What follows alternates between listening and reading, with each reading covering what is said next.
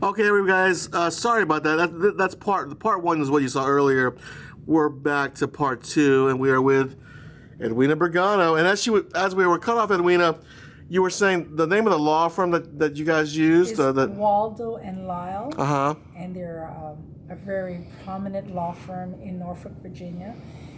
Joe Waldo is the head honcho, and then Brian Kuntz was our attorney. And they specialize in just eminent domain. And it was a great experience. I've never seen attorneys work so hard.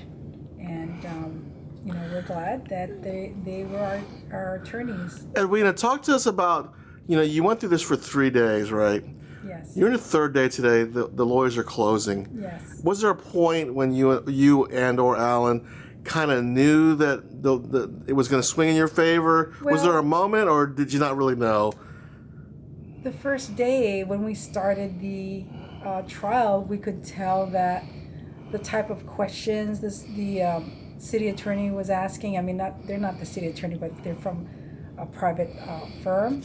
I didn't think that they were really getting to the issues on the other side. And when they brought their witnesses, they were like reaching all over the place. So, and I think Judge Morgan knew that too. So when at the closing arguments, the city had a lot of holes in their defense, and they just, at the end, they just said, we object to everything. And the judge, favored our cause, our plea. Yeah, and one of the main turning points, and I think your attorney Jeremy, he called it the tortured interpretation of that pamphlet, which I guess is based on the VDOT rules. That's correct. You guys are accorded. I mean, citizens are accorded in a relocation case, Right. the automatic right to appeal. They can't just tell us about Exactly. how that went down, Well, Edwina. what happened was when we got the denial, and this is very unprecedented because of all the former right-of-way agent, that's what they're called, then Right. they relocate. The person who just retired never had a situation like this. So the person who took over his job, they said that things have changed, and they never gave us any reason what the changes are.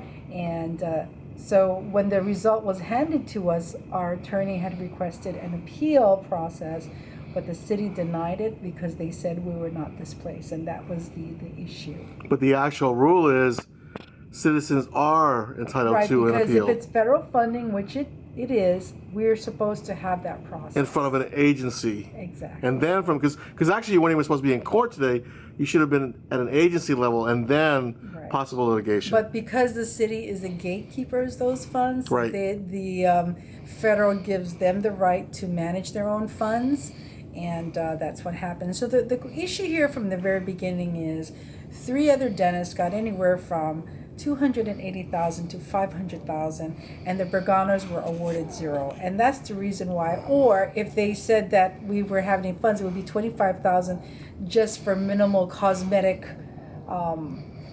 changes to move into office space. And there is no way you can move a dental practice. You need to get air, you need to get water, you need to get plumbing, and they refuse to acknowledge that. Right. And different from a lot of other eminent domain cases, this was a situation where you guys were renters, but now your new owner or your new landlord is going to be the city. Exactly, and that's the reason why they wanted to relocate us, because the city is not set up to be a landlord. They provide city services. So when the Department of Human Services moved in, it changed the environment to a different way that we're not used to. I mean, if the city takes 2 weeks just to return your phone call, that's something wrong. And that's going to affect the value of your business. Exactly. It's going to affect the kind of clientele you can attract. Exactly, but more than that, we did not have the right to transfer ownership. We did not have the right to negotiate our rent if we wanted renovation. So yes, we would have rented from the city, but they were very adamant to say that you can't transfer and you can't do this. And I mean, that's the livelihood of our income, and we just couldn't deal with those terms, and we had to move.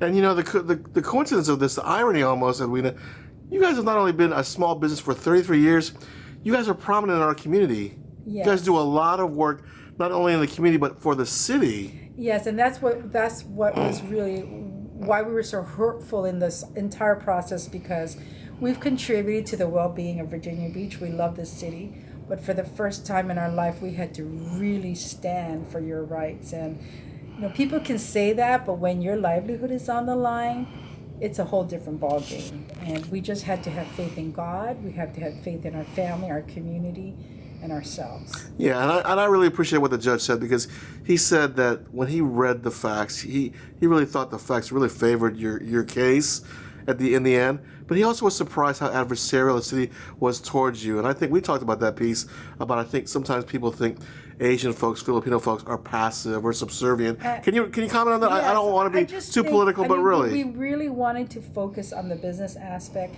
but in general, I think the image in the city of Virginia Beach that they did not probably think would bring it to the court all the way. I feel that as a citizen here, coming from the West Coast, they don't take us seriously because this is a Navy town and they've never seen Asians or even Filipinos stand up for their rights. So I think that this is a really big case, not just for me, not just for our community, but people of color in general, that we will stand up for our rights.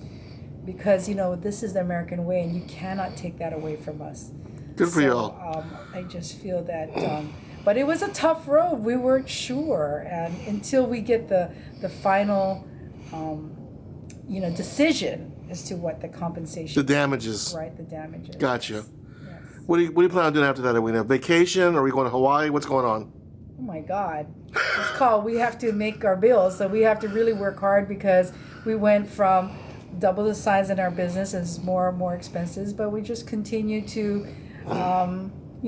to just make a living and hopefully hire future professionals in our practice so that we can hand it over to someone who would love to work in a family environment and care for our patients. What's your phone number here or contact information? Your address? Where our new office is 4460 Corporation Lane, Suite 190. We're next to the block over from Kmart in Pembroke. Pembroke Mall? Right, Pembroke Mall. And our number is area code 757-497-2988. Do you have a Facebook site? I think we do, but I can't remember what it is. Good stuff. All right. Well, we're excited. I was ecstatic for you guys. You guys are a great couple. You've been a beacon of light for our community, and it's good that justice prevailed. Thanks a lot, Ms. Bergano. Thank you for the interview. Okay. Oh my God. Hold that thought. Let me stop. Thank you, everybody. That was the JJ report, and unfortunately, that will be the second part. We'll have 2 links on that article, and we'll see you soon. How often do you post? How many followers you got?